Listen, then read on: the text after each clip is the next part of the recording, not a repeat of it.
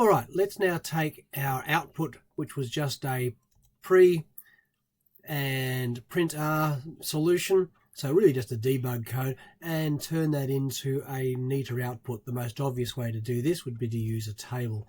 So going back to our Dreamweaver, just make sure your cursor's right after the end of the PHP section. So right here, we're just going to use our standard principle of design with dummies, and then we're going to doctor it with PHP to convert it. So all you can see on this page at the moment in design view is just the PHP symbol. So going to that point, we're now going to insert, make sure in the HTML section, and we're going to insert a table. This table is just going to be 2 rows and 2 columns, because we just want the heading row. So we just want a heading row at the top and then 1 column, because PHP is going to then duplicate that. And then we just want 1 row, because PHP is going to duplicate those rows for us to get all the data. So we'll just have 1 row of data as dummy data. Okay. And this is going to be first name and surname. And we're just going to put our dummy data in there. Tim Santos.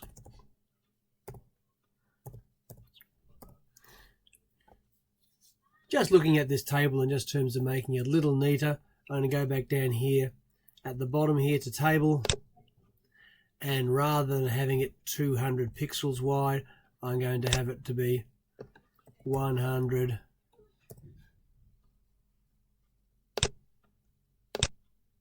% wide. That just makes it take up the whole screen. All right, so that's our next step. We now need to go back into our code, and we can see now we've created this whole table section here. In terms of making PHP do some work for us, well, the first thing we need to do is look at, this is the heading. So this is the heading all the way down to here, and this table row, our second table row, is the data. So this is the bit that has to be duplicated multiple times. So in terms of what we're going to do, we're just going to convert this into a PHP section. So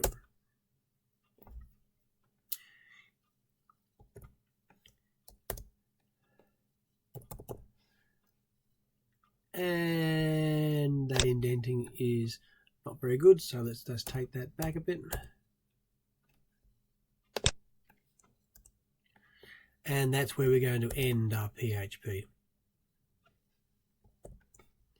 And again, I'm going to make that line up with the start of the PHP. So this all becomes a PHP. At this stage, yes, it's all very angry and red, because this is not PHP code, it's HTML code. So I'm going to convert this to one large echo statement.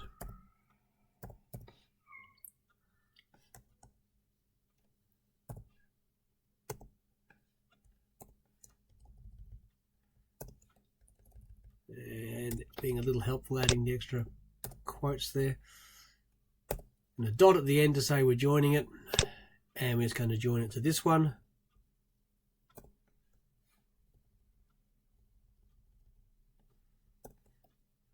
I'll come back in a moment and remove those doubles.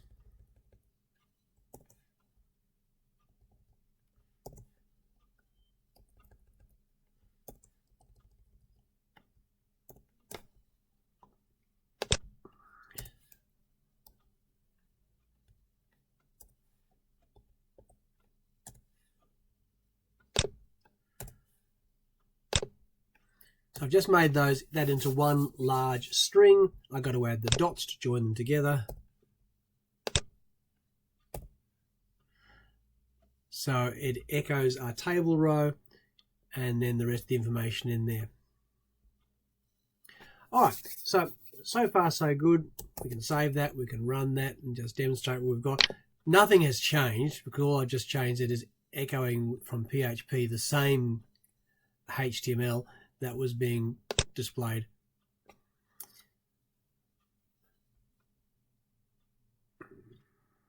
Error on line 63. What have I done? Expected or missing double quotes. So I've mismatched my quotes somewhere. Let's have a look. On line 63.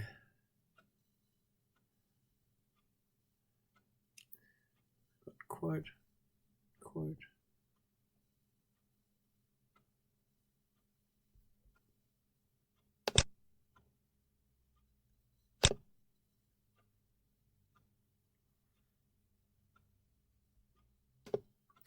All right, right at the end here, I've still got the two quotes, and don't forget semicolon to end the statement. All right. Apologies for that.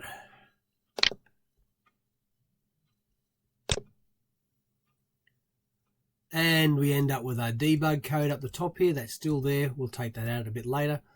And at the bottom here, we have our data with Tim Santos. All right. A really useful command is known as for each. So we're going to make use of for each.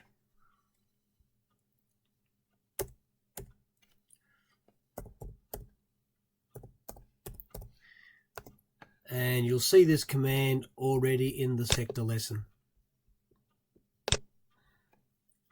So just scrolling a bit further down the lesson here, you can see our for each command is in here, and it uses curly braces to bracket off the section. So we're just going to use that.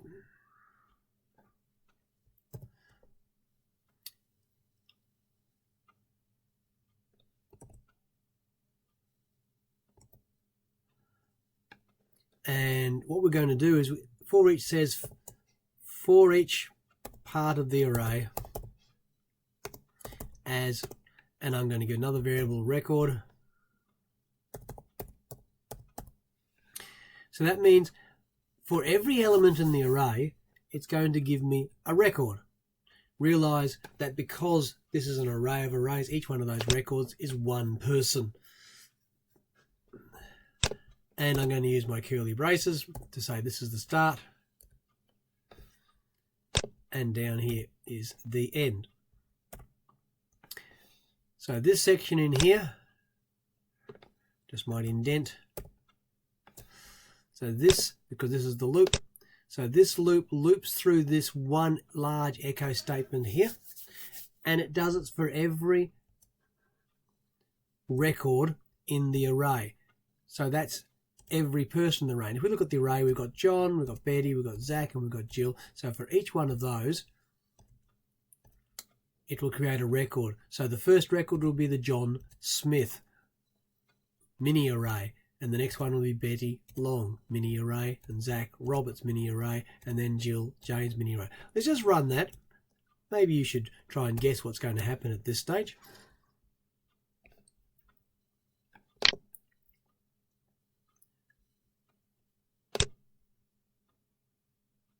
What we have is Tim Santos. We have Tim Santos 4 times. Why? Because there was 4 records in the array, or 4 arrays inside that array.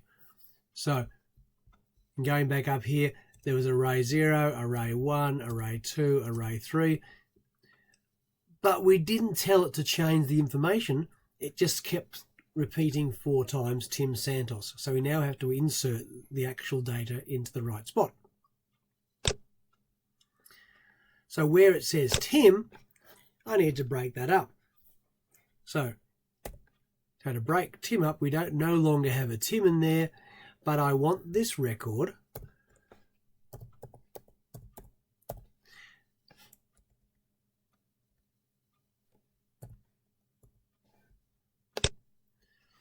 and which bit of the record do I want? I want the 0 bit, because that happens to be the first name. And then down here, same idea. And I've got to put a dot there, and I've got to put the quote so that the TD then gets created. And then down here where it says Santos, same sort of idea. In fact, almost exactly the same idea. Except we want the... Except this time we want the first bit. Right, so I need to close the quotes here. All right, so we've now got a string, which is just the TD part, and then I'm joined to it record 0, which happens to be the first name. And here again, fix the quotes up. So I've got the TD part, the information joined with dots, which is the surname, and then we end up with the TD there, which is the table data. So let's save that. And open in browser, Google Chrome, run it again, and this time we have all the people's names in there. So the data is now displayed correctly. We still have this debug code at the top there, so we need to take that out.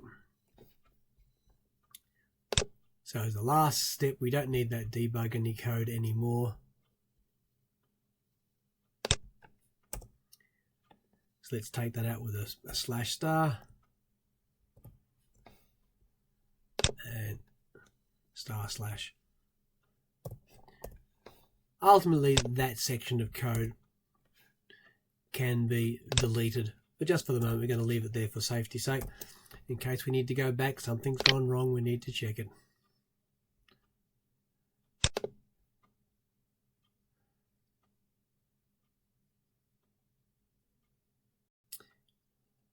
So now when it runs, we just see the table of information there.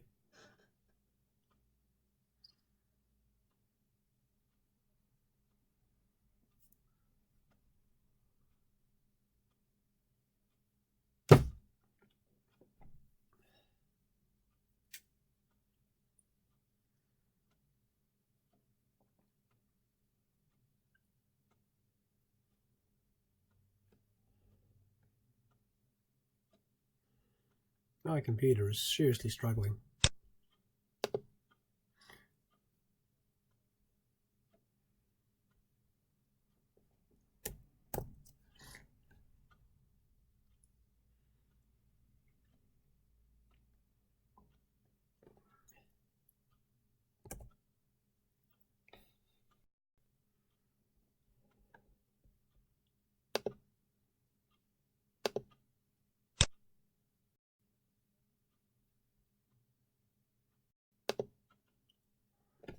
And there we have it. Yes, my poor computer is also uploading a video while trying to do all this work at the same time, so possibly a little busy. And there's the information, all nicely presented as a table, and sorted at this stage according to first name, and of course we can go and change our sort there to show it sorting as a surname.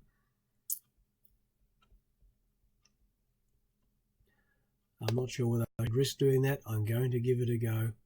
I'm going to change that selection sort to a 1 and save it.